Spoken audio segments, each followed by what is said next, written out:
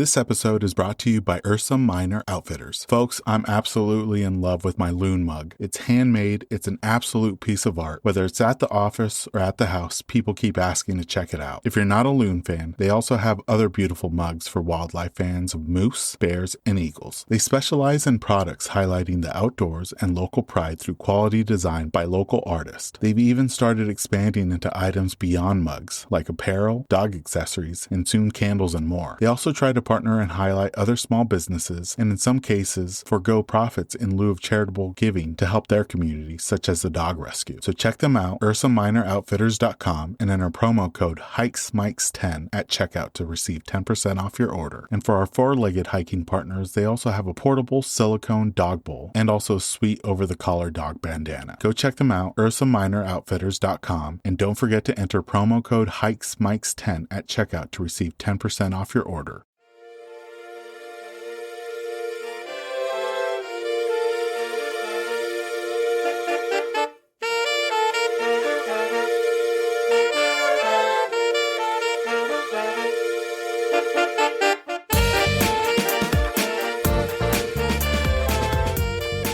Welcome, everyone, to the Hikes and Mikes podcast. I'm your host, Ivan, and together we'll embark on a weekly journey connecting with extraordinary hikers from all corners of the U.S. and beyond. Throughout these spring months, we've had the privilege of conversing with remarkable individuals. Their experiences and adventures will leave you yearning to hit the trails. In this week's episode, we're heading down to Colorado to talk to two brothers, AJ and Justin, from the band A Brother's Fountain and founders of the video production company Stoked Ember. AJ and Justin share their favorite outdoor memories both domestically and abroad, and how both their band and video production company came to be. We also talk about their great music video for the song Get Up and Go and the trip behind the video. Without further ado, let's jump into this episode with our guests, AJ and Justin.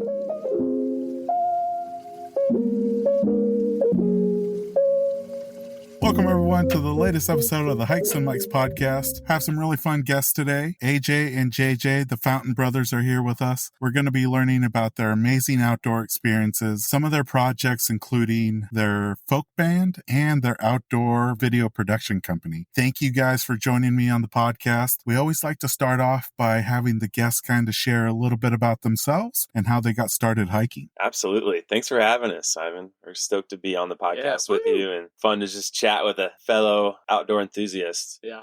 We actually are brothers with the last name Fountain. We also have another brother who lives in town with us as well, but isn't as involved with our band or video production company. But we grew up in Indianapolis, Indiana, and we had a really, nice, blessed childhood, loving parents, nice suburban life in a lot of ways. But we were kind of feeling stifled back in Indiana, and just had a sense of adventure in us since we were little, and our parents really instilled that in us, and some epic trips out to Colorado, kind of planting the seed. So about 16 years ago, what would have been like 2000 or so, we all three came out to Colorado, me and my two younger brothers, Justin and our other brother, Josh. But we moved to different parts of the state, kind of doing different things. But then about 10 years ago, we all moved to Fort Collins, Colorado. So it's about an hour north of Denver. Yeah, we all kind of came out because the mountains were calling and we needed to go, if you will. And I gotta ask, what was it like going from Indiana that does have hills, but nothing like the Rocky Mountains? How was it with the change of scenery from going from Indiana to then Colorado? Amazing. Loved Indiana. Is a great place to grow up. Amazing culture and community in Indiana, You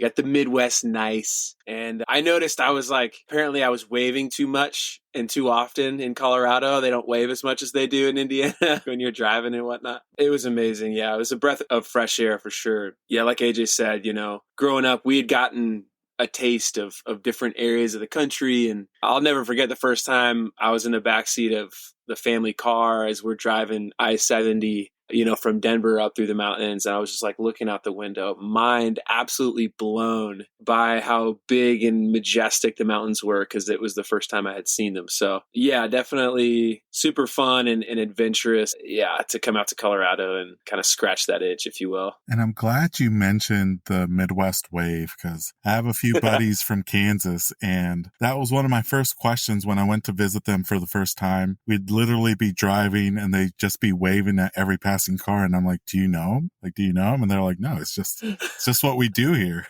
And I was like, oh, that's pretty cool. I like that. So now living in Colorado, guys, how would you describe the hiking scene in and around Fort Collins? Yeah, it's great. I mean, we've lived also like further up into the mountains. So Fort Collins is technically still the Front Range. So we're right up on the edge of the mountains. So it's still a short drive to get into at least some fun stuff. But we both formerly lived kind of further up into the mountains and have formerly been guides for a number of years, backpacking guides. When we first moved out here, I was working on a ranch, doing like backcountry ski guiding and mountain bike guiding. And Justin was a whitewater rafting guide. Yeah, it feels like a lot more of a tame life, less mountains than I'd want always when we're down here, but it was also better for work reasons and just better community down here in a lot of ways, bigger community, better town that we love that supports the music and the arts and video production business. So I don't know, I guess speaking for myself, at least I do miss living up there in a lot of ways, but we go up all the time and we love just going on adventures up into the mountains to get inspired, to work on projects, to just laugh and giggle and get splashed on the river, all the things. So, and I gotta ask, like, you guys having that background of backpackers and whitewater rafting guides, what are some of your favorite places to explore in state? Yeah, so that's many. a good question. It depends on what you're trying to explore, I guess. I would say, low key, between us, Fort Collins is a really great place to live for hiking. In Denver and in Boulder, you've got a lot of that hiking opportunities, but the trails just are really crowded. So Fort Collins, because it's an hour north, we're really close to Wyoming, which is like the least populated state in the country, I think. It sort of like has a lot more open areas that are a little less traveled. So I love the hiking, specifically the hiking in and around Fort Collins.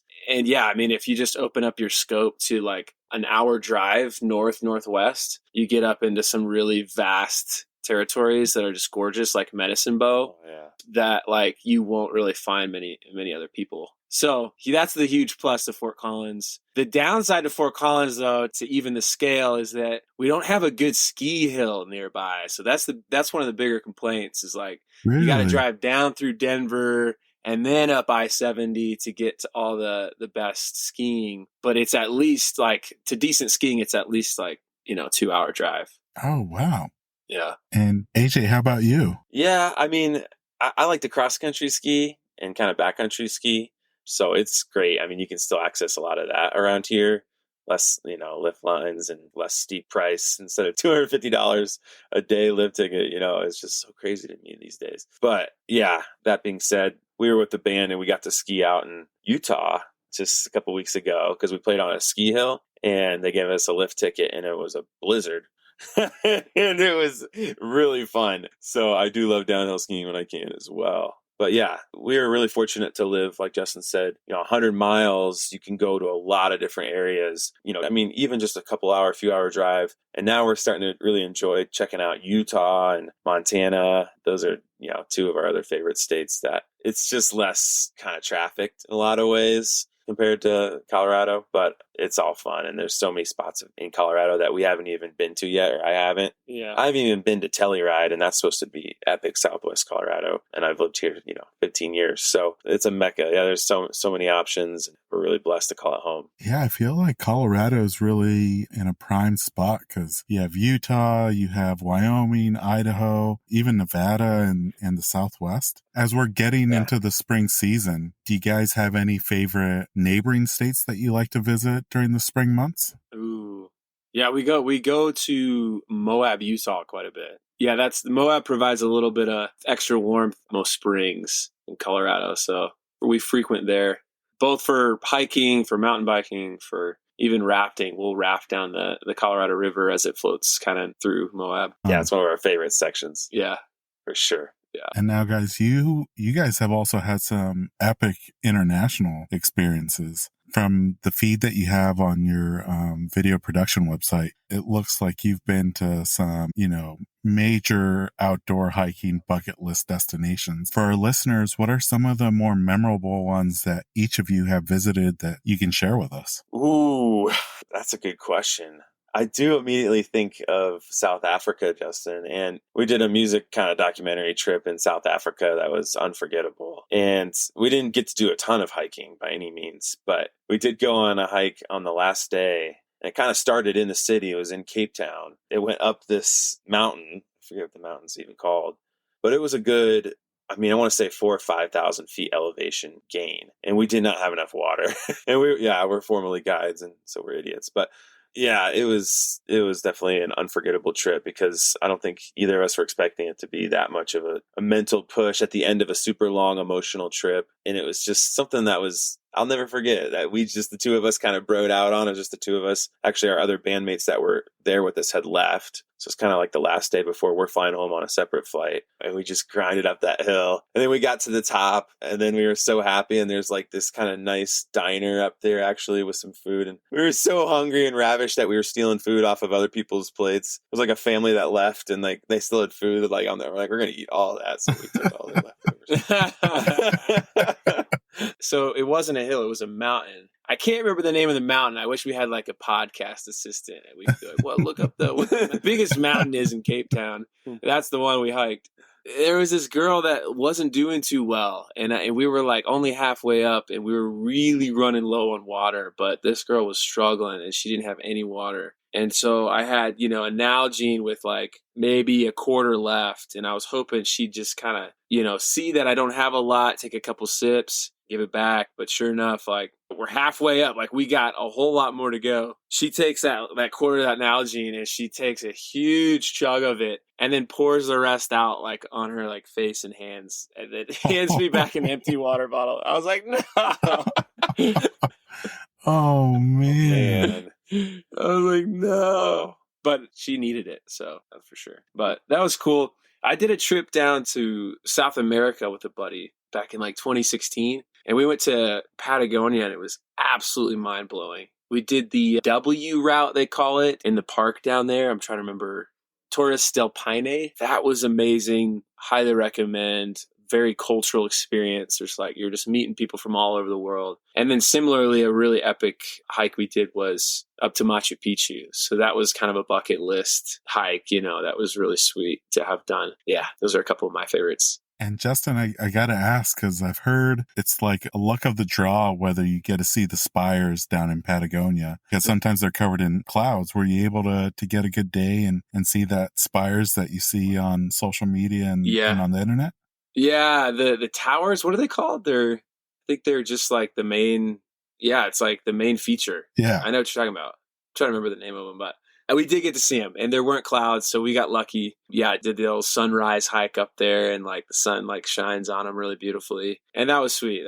But like literally the whole area, the whole hike every day, the glaciers, there's so many cool things to see, and like it's so mind-blowing all around. The towers are pretty sweet, but really the whole thing is just magnificent. Yeah, it's definitely on my bucket list to make it down there one of these years and get a chance to see, all its natural beauty. Outside of traveling and hiking and outdoor experiences, guys, you guys are a part of a folk band by the name of A Brother's Fountain. Can you share a little bit about how that band came to be, and then also how you guys were able to incorporate the love of the outdoors into a lot of your music? Heck yeah. Yeah. I mean, Justin was playing music since we were little kids. Our dad would play as well a little bit. I didn't get into it until, sorry, the door just slammed. I hope it doesn't happen again. It's 1979, so I gotta go close the door real quick. Hang on. No worries. Justin can pick up the story. Oh man, how did the band start? Where did we draw the outdoor? I mean, yeah, so when we first moved out here, like I said, we were living a little bit more of a nomadic mountain life. Justin was jamming, playing music, again, since he was a kid. I didn't start till actually I was living in Thailand, teaching English abroad, and picked up a guitar when I was 23 and loved it. Immediately came back, started jamming with Justin. And I was actually living out with our other brother in the San Juan Islands. So kind of close to you. I don't know. Have you ever been up that way to the San Juans? Yeah, Orcas Island. Yeah, so me and our other brother Josh lived in Friday Harbor, San Juan Island, and got to see Kayak Guide out there for 2 seasons. So that was a really unforgettable experience as well. But all I have to say is we were living out there. We got visited by Justin on a hitchhiking trip, right? Mm-hmm. Which is cool, jamming on the porch. And he leaves. I'm supposed to meet up with my brother in Tahoe, and I'm down in San Francisco. And he says, hey, I met a girl in Fort Collins. I'm not coming to Tahoe to live with you anymore. Like, oh man, I gotta go move to Tahoe alone. I don't know anyone there. It just seemed like a cool town with mountains around it, so we were gonna move there. And then I was like, wait, both my brothers are gonna be in Fort Collins. That'd be cool. What the heck? I should just go to Fort Collins. And we should all, mob together, live together, fulfill a dream in a lot of ways. I don't know why that wasn't as much on the front burner. Glad it came to be, and we all moved here together. And that's, I'd say, more or less when the band started. It's maybe started a few months before actually I even got here, but yeah, that was about 10 years ago. And yeah, I mean, I think as far as how the outdoors influences our music, it's everything. I mean, it's not everything, but it's at the core. I mean, what we want to do with the Brothers Fountain is mix community, and friendship and the outdoors and music, those three things. So it's the lifeblood of the band in so many ways. Those experiences before we were even a band, guiding folks through those areas and just falling in love with the mountains in the way that it can make us go deeper and push us physically and mentally in all the ways and spiritually. So yeah, it's kind of always been a part of the band, and a lot of songs are inspired by the mountains for sure. Yeah. So to add to that, I just saw this post yesterday on social media, this reel, and it totally blew my mind, and it was so perfect and beautiful. Basically what it was this musician that was showing all of his music equipment in his studio, and he's talking about this piece of equipment, he mentions this piece of equipment, and this does this and this does that, and then he said, and it's all absolutely useless without this. And he shows himself outside, hiking. He shows himself traveling, because that's where the inspiration starts. That's where it all comes from. So yeah, for us, we align with that message of just our music is an outflow of ourselves, right? Of our inspiration. And we're not inspired unless we're feeding our souls. And the way that we feed our souls and stoke our flame is by getting outside, and not just getting outside, but having shared experiences outside too, and getting uncomfortable, right? And all the things that the outdoors does pushes you physically, mentally, emotionally, spiritually, and it can rock the boat in those areas sometimes, which is sometimes what we need. So I think a perfect example of how you guys are blending not just your love of music, but also the outdoors is your most recent music video for the song Get Up and Go. If folks haven't had a chance to watch the music video, we'll be sure to include the link in the episode show notes, but please do, because it looked like an amazing time recording the music video and doing the trip that you guys incorporated into it. For our listeners, can you share a little bit about how that music video came about, as well as the trip that you guys took? Yeah, 100%. Yeah. So, oh man, it's a long story, but I'll try to think where I want to start the story, because the 24-hour jam is pretty cool. Yeah, we start to the story. Yeah, we can start there. So we decided we wanted to do a big adventure together. And the idea was, let's raise money. Let's jam for 24 hours straight, or sort of host jamming, or just have a space where there's always music for 24 hours, even if it's just a shaker, like in between songs. And then we'll use that money to buy a really cheap RV, and we're going to take it on this trip, right? And so we raised the money. The 24-hour jam was absolutely insane and chaotic and totally exhausting. Oh, wrecked my body for weeks. Yeah, we were like, we're grown men. Like, we hadn't stayed up for 24 hours since we were in middle school. And especially playing music. It just totally destroys you. So we did raise $4,000. So we raised $4,000. We had committed before we raised money that whatever we raised, we would give half of it to the homeless shelter, the local Fort Collins homeless shelter. So we raised $4,000. We gave half to the homeless shelter. That gave us $2,000. And then we kind of had this deadline where we needed to go and buy this RV. And then in 2 or 3 days, we were going to start the trip. And so we rack our brains and we scour the internet, right? Facebook Marketplace, Craigslist. We were just knocking on doors too. We would drive down the street, and if they had an old RV in the yard, we'd knock on their door. We finally find an RV. We're basically like, does it run? He's like, yeah, it runs. We're like, we'll take it. And we we show up, we buy the RV. We limp it back to Fort Collins from Denver. And then literally, the next day, the CDC or whoever gets on the main stage of America and starts shutting the whole country down for COVID. So that totally stopped that entire adventure. And then there was this whole other adventure that happens in between. That's the story I won't tell right now so I can get to the point, which is we ended up with this RV we're sitting in right now for $2,000, got an incredible deal on it. Drapes included. Drapes included. If you can believe it. And kind of AJ, myself, and one of our drummers, Zach Bauman, sort of teamed up as the core team. And we like drew out the plan. We recruited some sponsorships. And we said, okay, this is what we're going to do. We're going to call it the Fill Me Up Tour. We're going to film the whole thing. And at every gas station that we stop at, we have to play at least a 15-minute set. No matter what, no matter if there's nobody there, no matter if it's awkward, whatever. Every time we fill up gas, we set up our acoustic instruments and play a little like street show, right?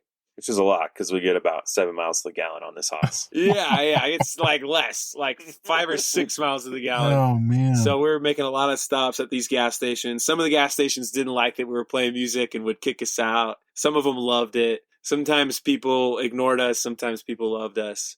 But it was kind of a street busking tour because we would play on the streets of Flagstaff and these different places we went in addition to playing at the gas stations. But it was also kind of just a road trip, you know? So just kind of living out of the RV, going and playing yard games and camping and hiking and exploring. So it was magical, yeah. You guys definitely caught it on film. And I'm glad you mentioned that, you know, some gas stations didn't like it because there is a clip in the music video where one of your bandmates mentions like getting kicked out. And I love the response. I think it's something along the lines of like too much rock and roll. And the trip that you guys did, it was across the Southwest, right? And you guys hit up some national parks along the way too. What states did you hit up and which national parks? Sure, it was New Mexico, went kind of to Taos, and then it was over into Arizona. Loved Flagstaff. Arizona, yeah. That's a great town. Yeah. Because we were busking on the streets and someone from like the city came out and they're like, this is awesome. You guys are so cool. Can we put you on our Instagram and all this stuff? So I felt welcome there. That's for sure. Nice. Yeah, it's a cool little town. But yeah, hit up Zion National Park. Yeah. We hit up Moab. We did a rafting trip. Yeah, we went down the river for a couple of days. We went to Nevada. We went to Las Vegas. Oh, that's right. No way. We did a lot of, it was like, cause we had this big RV, right? And we wanted to take the RV somewhere, like to places that were cool and like off the beaten path. So I remember like spending way too much of my time on that trip just researching places that were cool and remote and dispersed and free to go and set up the RV to sort of boondock, you know, and just be out there with the RV and hang out. So freecampsites.net was my friend for that journey. But sometimes we would go like, I would pick a spot, like I think this might be cool, it might not. And then we would be on these back roads with this RV and then it would get a little hairy. And I think a couple we had to back out. We're like, I think we're going to need a Jeep to get through this. So. Not a 1979 Itasca. I think in the music video you guys also included you got stuck in a little bit of sand and had to get it pulled out, right? That's right. Yeah. We got super stuck. We got so stuck. It was a web of lies, a whole web of roads that were not legit. And I went down the wrong way and yeah, we got stuck. But they had like, you know, this tow guy that was just at the ready. This was at Lake Powell. I forget the name of the specific spot, but we went to like Lake Powell where a bunch of RVs go. And yeah, we got toast in the sand. How long of an adventure was this? How many days? I want to say about a month, maybe a little less than a month. Yeah, okay. 3 or 4 weeks. Oh, so yeah, good amount of time at each place that you guys stopped at then. Yeah. It was. You always almost want a little more in a way, but it was a long time to be. We found some cool spots we wish we could have spent more time at, but yeah, it was good. It was a good pace. But honestly, the coolest part of that whole trip, I mean, the sights, the hiking, the mountains, just the vibes in the RV as you're going down the road playing music, that was all cool. But for me, the coolest part about the trip was when we named it the Fill Me Up Tour, it was because we were stopping to get a lot of gas, but it was also because we wanted to examine, especially with COVID hitting, like what fills us up in life. lives. Like, and we wanted to ask others, what fills you up in life? And kind of like you're doing with this podcast, Ivan, like, share stories with others and hear their stories. And because everyone has a story to share and can learn something from everyone in a way.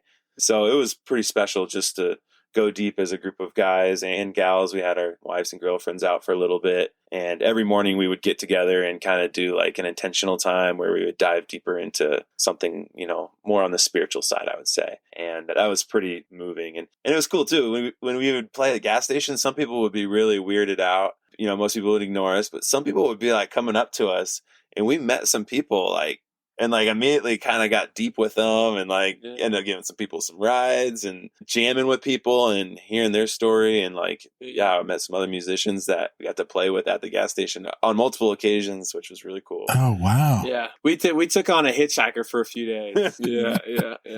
Oh, man. So I got to ask, guys, because it sounds like you had a blast on this trip. Is there any potential for a sequel? Ooh, you might have just planted a seed. I hadn't thought about that. Well, it's funny you mentioned that because we did do the music video. So you've seen the Get Up and Go music video, and that's a good, quick hitter experience of the trip. But we are going to release sort of an extended version where we'll do about 10 minutes in chapters for about 4 chapters of that trip and give an opportunity for the viewer to go on a deep dive with us on that trip. Oh, that's dope. So, yeah. Looking forward to that to get one. silly. Yeah. So I got to ask, guys, what's in store for the band in 2024? And I know you guys have a couple live gigs lined up. If folks do want to catch you performing live, where are some of the places you'll be at this spring? Let's see. We just did a big show in our local town here that we were so pleased with. The Aggie Theater, kind of releasing this album that we got to record in Muscle Shoals, Alabama, which was a really cool experience. So we're going to be releasing a song from that album for the next couple months, every couple weeks. So that'll be fun. I mean, this summer we're playing at another local festival here in Fort Collins called Foco MX in April. That's the next gig. So yeah, we'll be playing around town, and we also host a festival every year up in the woods where we like to mix community and the outdoors and music, and we invite some other bands. So that's called Jamaland. Jamaland, Jamaland, a word we made up 10 years ago or whatever. And this will be our 8th year, and we're really excited about that as well. So that'll be August 16th through August 18th. So if you like camping, it's awesome. That'd be kind of one of the bigger recommendations probably to the audience of this podcast that loves the outdoors, because it's like the essence of what we love. It's sort of our mantelpiece weekend of music, combining community with the outdoors with music in the best way. It's up in Red Feather Lakes, Colorado, which is northwest of Fort Collins, getting close to Wyoming.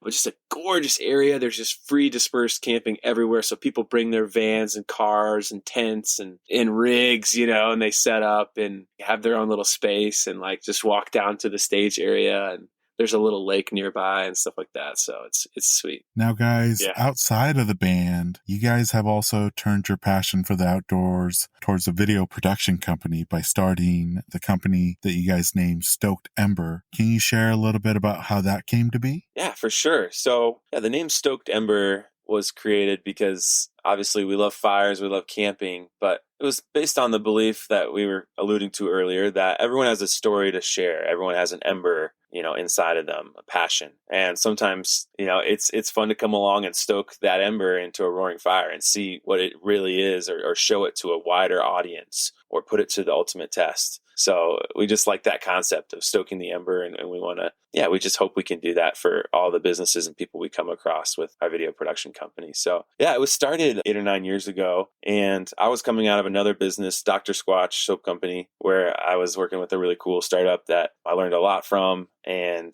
just loved entrepreneurship and wanted to keep that rolling. And Justin was coming off of his South America trip that he briefly mentioned down in Patagonia and all that. He went up the entire western coast, actually, of South America, and, filmed the whole thing and released chapters from that experience as well. And I was just really impressed with his skills with cinematography and the way he was diving into that and learning and editing. And it's like, hey, man, he got back, and I was like, what do you think?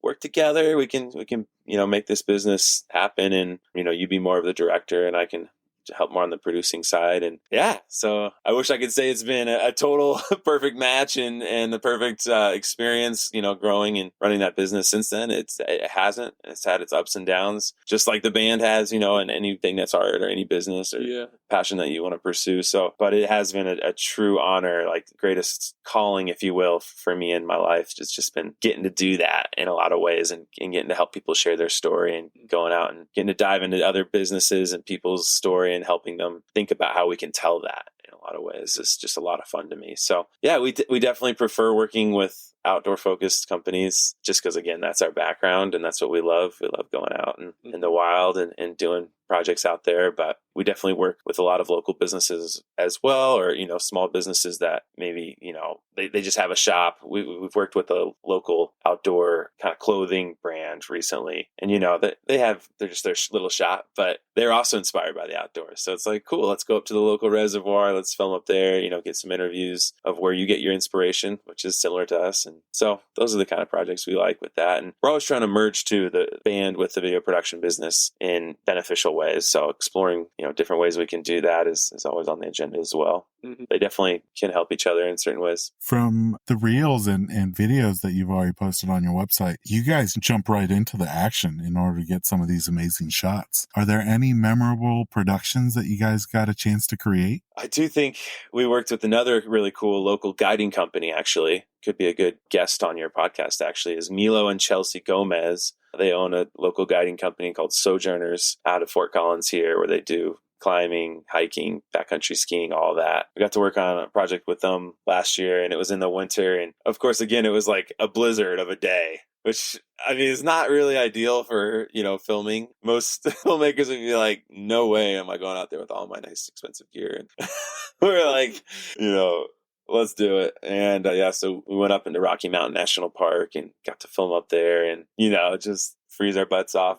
I lost some nerve endings on my fingers from that shoot, man. I was a sitting duck in the cold and wind, setting up this, the ski shot of this up in the blizzard. But it was so epic. It was so fun. And we packed it in. Yeah, we did skiing, hiking, climbing, and what else we do? We did interviews all in one day. Snowshoeing, yeah. Crazy. Love it. Now, I feel like you guys are very much storytellers, whether it comes to your music and the band or your video production company. What's each of your guys' approach to storytelling, whether it is with music or video? Ooh, man. So I'll do the music. AJ can do the video, which makes sense because AJ kind of runs point for the video production company, and I'll jump in and help where he needs, and then vice versa for the music for me. So yeah, for music, what I want to do, Ivan, is I want to just become always a better storyteller. And I listen to different bands and musicians, and I hear their storytelling, and I'm just like blown away. And sometimes I take it the wrong direction and I get discouraged because I'm like, how can I tell a story that good? Like, I just can't. It's so beyond me, right? But I think for me personally, it's more, like I said before, like really trying to inspire myself and allow a flow state, right, of creation to flow out of me. And in order to do that, I have to be inspired, or I have to be learning, or I have to be hurting, or I have to be experiencing something new. And so that's the lifeblood of telling stories and creating music to begin with. But it's fun. We have a very collaborative environment in the band. And even within the band, there's, half of us are songwriters and singers. And so we'll share the microphone, in the limelight, and different guys will perform different songs that they wrote, or we'll write songs together, or we'll just support somebody in just their song or whatever it is. So sometimes one of us will really go inward, and we'll write a song kind of inward, and then we'll bring it to the band, and then we'll figure out how we want to perform it. But a lot of times we'll be out rafting or hiking or road tripping. We'll co-create something together where, AJ has this idea that he's sang or singing, and then I kind of add on to that, and then one other band member jumps in. And so it kind of runs the gamut of just being free-flowing and fluid as far as how we come up with songs and who writes them. Yeah. I mean, I think there's a lot of similarities between the band and the video production company because we're both in both. But for me, I'm a lot more socially, relationally wired, very relationship driven person. So to piggyback on the tail end of what Justin was saying there about the band stuff, I'm the same way with storytelling and Stoked Ember. To me, it's about the collective experience and utilizing different people's strengths, come up with the best formula or story. So yeah, I mean, I love working on teams with our productions, and originally it was just me and Justin, but now we get to work on a little bit bigger teams sometimes where there's 3 or 4 or 5 of us, and I really like that just team atmosphere, working together to create something, bigger than all of us that we can stack hands on. So that's a big foundation of my storytelling, I guess, if that makes sense. When it comes to Stoked Ember, do you guys do productions for out-of-state companies? Like if they send you the gear, you guys are able to make a promo video or just a general video for that company? Yeah, absolutely. Yeah, we can do it all. Yeah, we can work, different states, different countries, and make things happen for sure like that. Yeah, and if it's like that with like a gear company, we do like a little bit more of the interview storytelling style video, documentary style. We can do, like promo videos of gear specifically, but like we definitely prefer, I guess, a little bit more storytelling, getting with the founders, hearing why they're passionate about this, and testimonials as well, like working with customers or clients that they're friends with and just hearing their story of working with that person. And it's everything these days with Amazon and Yelp, and everyone wants to read reviews and hear about the experience before working with someone. So I think that's really important for companies to make sure that they're emphasizing storytelling through testimonials of their favorite clients. One of the videos that you guys have on your website that got my attention, because I'm a big supporter of them, is Garage Grown Gear. Oh, we love Garage Grown Gear, man. It was awesome. Yeah, they're the best. Yeah. We got to road trip out to Jackson, and just on the other side of Jackson there. What's that town called? Ogden? Or something, yeah. It was near Jackson. It was just gorgeous, man. It was just so beautiful. And we went up on these cool different hikes, and they brought some of their gear we got to feature. And the gear that Garage Grown Gear sells is so cool. Yeah. It's like made by like actual local, hikers as well. And it's just, they really do a good job supporting small businesses and like supporting not just small businesses just to do that, but actually finding those small businesses that have amazing gear that can withstand actual endurance, sports. Like it's like the most lightweight of everything meant for backpacking. So it's pretty cool. I love them. And at least for me personally, I get my backpacking dehydrated food from them. Nice. Oh, wow. That's a good idea. I need to hit them up for that. Now, switching gears back to hiking, I feel like a lot of day hikers especially have a regular, whether it's a summit routine or end of the hike routine. For many, it's packing a favorite snack or drink. For others, it's a moment of zen. And then for a few of us, it's that meal afterwards, after you're off the trail. Is there a regular customer routine that each of you do when you make it back out or when you reach your final destination? Sometimes when I'm going backpacking for multiple days, I will bring a whole sleeve of raw cookie dough. Oh, that's true. You do that. Oh, it's man. not even the safe kind where you can eat it after a few days. It's got, I'm sure that's got eggs in it. It's just marinating, but it's so delicious. And then because you're burning so many calories, you don't have to feel guilty about it. So you just nom on cookie dough for days. I might have to steal that one from you. That's awesome. I'm trying to think if I have one. I mean, it's so cliche, but I'm a beer guy. So like just having a nice cold beer, even if it's just 1 or 2, if you're backpacking for that peak day or whatever it is, maybe put it in a little stream to get it cold. But yeah, in Fort Collins, we're like the mecca of craft beer around here with New Belgium and Odell and a lot of other good ones. Right. So yeah, Fat Tire if you're from New Belgium. Yeah. Both of you guys being such seasoned and experienced travelers and backpackers, I'm interested in seeing if either of you have a luxury item that you tend to carry that kind of falls outside of your essentials list. For some, it's the camera. For others, it's a book. Is there any luxury item that you guys pack on a regular basis? Oh, yeah. I have several. I have too many luxury items. I need to have less, probably. Yeah, sometimes I like to bring a nice pipe and pipe tobacco as a luxury item, a flask. I'm not a real hard alcohol guy or a huge whiskey drinker, but when I go on the trail, I love, as a luxury item to throw in the pack, I love a flask. There's something about it. A flask of whiskey or rum or whatever. Also, it's kind of fun to have a little squirt gun. So that's a luxury item that I highly recommend. Obviously, like, it's more fun if you're hiking with other people. But what you do is you fill that squirt gun and nobody knows you have it. And then as you're hiking, you kind of, squirt the person in front of you or like behind you or, the back of their calf. And then you hide it. And then they think that I get pooped on by a bird. Like, is it raining?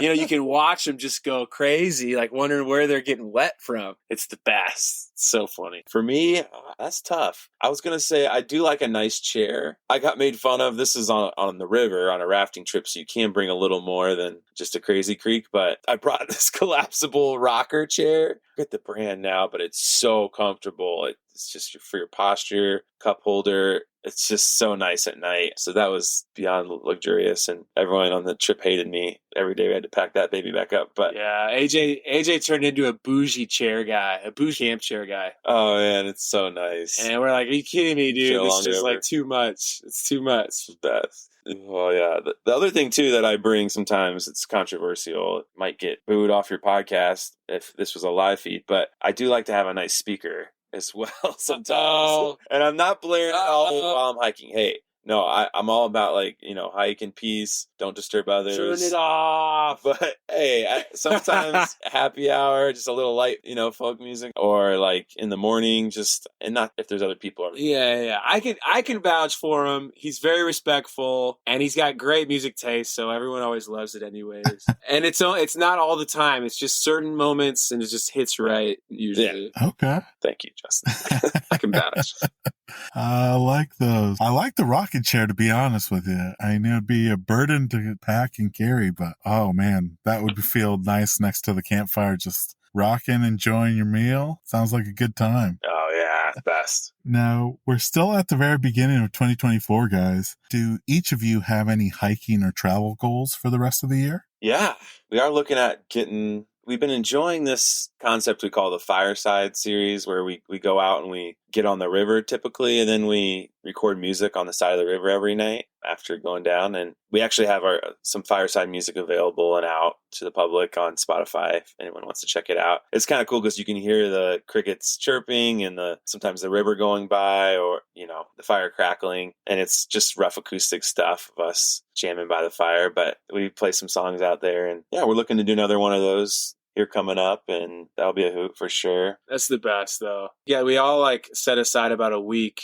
every year. We've done it the last couple of years now, and it's just the best. Because you could hear, if you listen close to our Fireside music, you can hear the fire crackling in the background, or like a little bit of wind, or even like the river or some crickets. And so what we do is we just all circle around a fire just like you would, with a bunch of acoustic instruments. And then I just set up a few field microphones, and then we just say, our saying is we say 3-take minimum, 5-take maximum, and we'll just take a song we've been working on, or maybe we just wrote it or whatever, and we say go, and we go and see how it does. But we love that. And it's because it's multi-purpose, it forces, we commit, we stack our hands, like we're going to record at least one song around the fire every night. And a lot of times it's more like 3 or 4 that we record. And so it forces us to be creative. We're songwriting together, but we're outside doing what we love. And we're just spending great quality time together, connecting, getting inspired. So those Fireside trips that we do every year are pretty epic. It's an album, right? So it's an album series. So Fireside 1 is out. All of the songs from Fireside 2, and this is where it gets a little confusing, have been released as singles. They'll be bundled together into Fireside 2. So we're just numbering them off. So we're trying to do one every year. So Fireside 3 hopefully will be released later this year, early next year. But as far as traveling, my wife and I just went to Southeast Asia, which was amazing. My first time out there. We did Indonesia, Thailand, per AJ's recommendation, because he taught English in Thailand for a while. And the last country we went to in Southeast Asia was Vietnam. So that was really sweet. Just an amazing, amazing trip. Did a little bit of hiking in Thailand, but mostly just kind of hung out and snorkeled and surfed. So, and then, any other trips? I'm trying to think. We're always going on little mini tours, we call them. We like to tour for 3 to 7 days at a time. We'll typically go up to to Montana or Utah or Wyoming, but trying to expand the scope of our audience, and we want to get out to Salt Lake City, and who knows, go all the way down to Albuquerque or, go back to Flagstaff. So Pacific Northwest. Yeah, that's true. We got to get up there. Yeah. Pacific Northwest tour. Yeah, that's a good idea. You might have a whole bunch of smelly bandmates show up at your doorstep. All about it, guys. Can I just say, there's just been this thing I've wanted to plug, and I keep forgetting to. But Ivan, we just released a song called "Get Your Ass Outside." Did you know that? No. I thought that might be appropriate to mention, considering your audience. So you seem to enjoy Get Up and Go, which is quite a similar song, just encouraging people to get up, right, and go and do fun things and stuff. But we just released what a lot of people are really loving, and especially the outdoor community. Yeah, Get Your Ass Outside. It's out there, and we recorded it in Muscle Shoals, Alabama at Fame Studios. It was kind of our first studio experience, not having to DIY all the recording and actually have professionals help us. And Get Your Ass Outside is the first one released off of the EP from that studio. So just released it a few days ago. So nice. We'll be sure to link it in the episode show notes too, so people can check it out. Heck yeah. Perfect song as you're driving up to the trailhead of your hike. Yeah, exactly. Well, that was it for the regular questions. This last little bit of the podcast is the this or that questions. I'm going to give each of you 10 hiking outdoor related topics, and you guys just choose the one that you personally gravitate towards. The first one, steep incline or steep decline? Steep incline for me. Incline for sure. Yeah, for me. yeah. I love it. And then waterfalls or summits? I recently saw some really epic waterfalls in Southeast Asia, and I'm kind of on a waterfall kick right now, so I'm gonna go waterfall. Yeah, I'm permanent waterfall team. Fountain is in our last name. So you have to. It's like it's in our blood. Yeah, and you get the rinse off. You get to cold water therapy. Oh yeah, total sensory experience. Yeah. Now this next one, guys, is a trail system question. Do you prefer trails with a switchback or just going straight up? I like the switchbacks. I know some people hate them. I like them. I like it nice and gradual. Get me in a nice rhythm, a nice groove. I'm not pumping too hard. I'm not straining too much. I'm just grooving. 100%. Same answer. Let's groove on some switchbacks. You know what I mean? Better. It's actually, I think, better too creates less kind of waterways where water can just run. That's why you don't want a trail cut.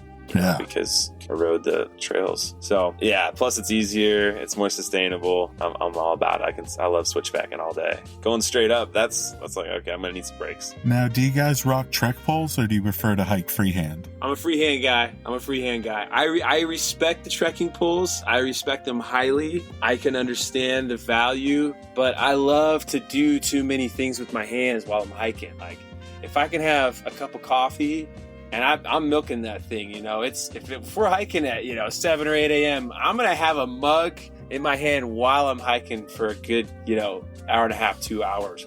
It makes me feel like I'm just out on a stroll, more than the trekking poles kind of make me feel like I'm a little more serious. I'm like here to do business. I like to have free hands. I like to eat snacks, little sunflower seeds, or, I like to touch the trees and all that. So, and I just can't handle there's too much going on with the poles for me. But are you a pole guy? I don't usually use poles, but I wish I did. If that makes sense, I always see people out there with them. I'm like, that would have been smart. More of a full body workout. I like the fact that you get an upper body workout. It's true. And it's just multiple points of contact. Safer. Yeah. Although I did learn recently that you actually don't want anything, well, some people would say you don't want anything in your hands or less things in your hands when you're hiking or walking or running, because there's this theory or mechanism that goes on in your head when you fall that you actually hold on to the thing in that moment. Instead of, like, if you have your cell phone, you kind of hold on to your cell phone and like save it and then sacrifice your body, as opposed to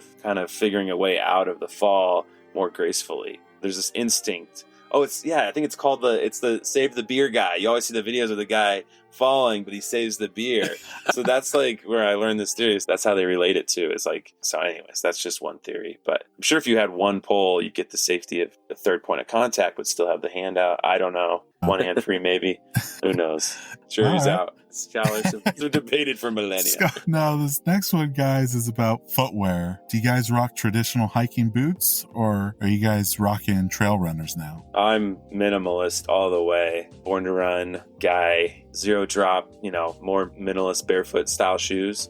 So I've been wearing barefoot style shoes for since I read that book 7 or 8 years ago, and have backpack guided and done all the things. I play pickleball in them. So I'm team minimalist, just to kind of let the foot do its thing with the arches that it was designed to do, and build up all the different muscles in the feet and the ankles and the legs to create stability. But I'm not trying to preach that to people. If they want to have big boots, I mean, that's obviously a lot more ideal if it's super muddy or snowy. Yeah. So I usually do bring boots if I'm experiencing it. Yeah, for me, it depends. For me, it's totally just depends on the environment. I am a comfort guy, though. Comfort matters more than anything. When I would guide at-risk youth on these 4, 5, 6 day backpacking trips, a lot of times they couldn't afford hiking boots, or we would have some extra hiking boots in the back that we could maybe get them, but they have the shoe that they just wear every day, and it's fully formed to their feet. It's comfortable for them. A lot of times I'll just have them wear that shoe. I'll be like, hey, you cool if it gets a little muddy, or a lot of times I'd prefer to just wear the shoes that I wear. And that's worked out wonderfully. It's when you get a foot in a new boot, right? Or a boot that it's not used to, that you start having problems. So I'm definitely a fan of comfort. But yeah, honestly, I hike in anything. I like to hike in Chacos, actually. That's one of my favorite things to hike in. Just I like my feet to feel the air, feel the environment. Now, this next one, guys, is another trail system question. Do you guys prefer a loop trail or an out back trail? Loop all the way, baby. I'd be curious how many people would say Outback and why, because I just feel like the loop is so superior, but maybe that's yeah. I don't know. I guess it just because it has fresh views the whole way. Yeah, right? fresh view, the freshness the whole way. Maybe someone who really likes to just know the route and get acquainted with it and feel secure in that. It is kind of a new, it's in a way it's a new trail when you hit it from the other side, but yeah, the loop for me on that one. Now, this one, guys, is about your water carry system. Do you guys use an Nalgene or just a regular water bottle, or have you guys made the switch to a hydration pack or a Camelback? I've actually made the switch back from a hydration pack to water bottles, and it's kind of a weird, I think the hydration system, Camelback system, is so much more efficient, easier to carry. You can have more water. You can stay hydrated easier. For some reason, I can't even fully explain it. I know one reason though is my Camelback system was freezing up on the cross country skis. If I have water bottles, I can still get in there and I can take bigger gulps, and it encourages me to take breaks and stuff like that too, which I think is fine. I'm not trying to never take a break and drink some water, have a snack. Probably be good to do that a few times on the way up. I'm not trying to set a land speed record here. So for that reason, I pack usually multiple water bottles. Yeah. And I like to have a fun drink too, maybe a Spindrift, or something like that, like a seltzer water. Yeah. I'm in the same boat. I'm pretty convinced the Camelback bladder system is superior. If you're really serious about wanting to stay hydrated, about the ease of the water right there next to your face, you don't have to go dig in for the bottle, then it's got to be superior. But I'm just lazy, and I just don't do it. I don't use it. I just have the bottles, and I like to think of the Nalgene as my 6-shooter gun, on the hip. So I got the bottle here, and I'm quick, man, because I don't got those trekking poles, I'm just on the go. I don't have to stop. Not everybody got to stop for me to have a water break. I'm just, as we go, 6 shooters, flipping them, around in my fingers. Oh, I love it. Yeah. Well, then you got the molds. You got the mold issue with the Camelbacks. The mold issue. The one other downside of the Camelback is it's a little bit less convenient than a water bottle to, if you're out there getting water and you need to filter water, or you're doing iodine drops or bleach drops or whatever you're doing, it's a little bit more maintenance than the water bottle. Now, these two are the hardest ones out of the list, guys. Do you guys prefer sunset hikes or sunrise hikes? I'm a sunrise guy. Yeah, ever since kind of getting to be old, I'm a sunrise guy now just because I love it. I love the way that offers something beyond just that moment, but a whole day ahead of it in a way. And I just have more energy in the mornings. And if midsummer, the sunset might not be till like 9:30, something crazy. So I might be sleeping before the sun drops. Yeah, I'm in that camp. But here's the thing, though, Ivan. If you ask me now which one I would prefer, it's going to be the sunrise because of all the same reasons. You got the whole day ahead of you. It's like the best way to start the day. You just feel like you accomplished something right off the bat of like getting up, seeing the sunrise. Like, it's the best. I love the sunrise. But now if you ask me at 3 a.m., when we have to get at 4 or 5, whatever it is, when we have to get up in order to experience that sunrise, it's probably going to be the sunset. I prefer in that moment. I can vouch for that. He's grumpy Manningford. I love the sunrise. I love to see the sunrise, but I do not love having to wake up for it. Now, Colorado is known for both of these, so I'm interested in hearing which one you guys prefer. But spring wildflowers or the fall colors? Ooh. I'm fall colors all the way. Ooh. I do love the spring wildflowers, but man, the fall, it does something in my heart and my soul that I can't explain. It doesn't run as deep on the wildflowers. Wildflowers, it gives me hope and possibility, which is cool, but oh man, that fall, I'm obsessed with fall. It's probably my favorite season. Yeah, fall is cool. I'm gonna go with spring on this one.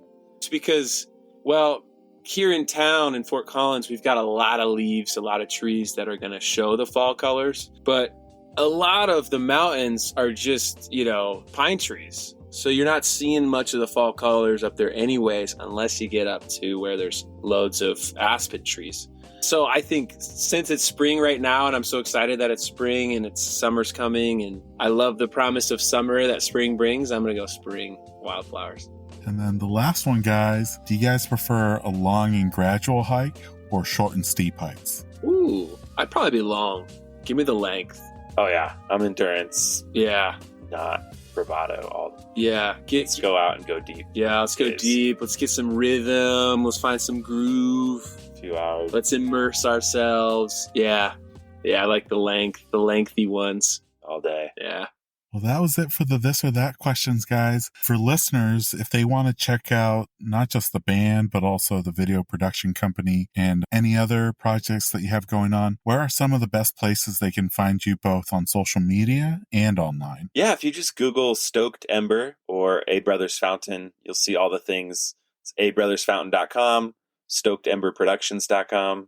And yeah, most of our handles are just at Stoked Ember and at A Brothers Fountain. Yeah. Instagram, Facebook, find us. We'd love to YouTube, have you come along for the journey. Yeah, it's TikTok. We're on most of the platforms. We like to say, hey, we're on Google. If you're interested in the video production company, Google Stoked Ember. If you're interested in the band, Google A Brothers Fountain. And whichever way you like to experience content or follow, it's all there, ready for you. Awesome, guys. Well, it's been a blast talking to you both and hearing about both of your guys' experiences over the years. Really excited for folks to listen to this episode, and thank you so much for coming on the podcast. Thanks so much, Ivan. Ivan, you're a great host, man. Yeah, dude. Awesome questions, and super love fun doing this with you. Super fun. Let's do it again. And that brings us to the end of this episode alongside AJ and Justin. We extend a heartfelt thanks to them for coming on the podcast. Make sure to stay connected and follow them on Instagram at stoked.ember and at A Brothers Fountain. Don't forget to check out their episode show notes for more. We have an incredible lineup of episodes planned throughout the spring months, and we can't wait to share them with you. New episodes will be dropping every Monday with occasional bonus episodes on Fridays. To ensure you never miss out on those thrilling tales, remember to hit that like and subscribe button. Your support means the world to us. Don't forget to join our vibrant community on Instagram at Hikes and Mics. We'll be sharing episode visuals, my own personal hiking content, and so much more. Let's stay connected and continue to inspire each other on this remarkable journey. As we bid farewell, remember to tread those happy trails, embrace the great outdoors, and keep the spirit of adventure alive. Until next time, my fellow explorers, happy hiking. This episode's music was created by Ketsa. Follow him on Instagram at Ketsa Music.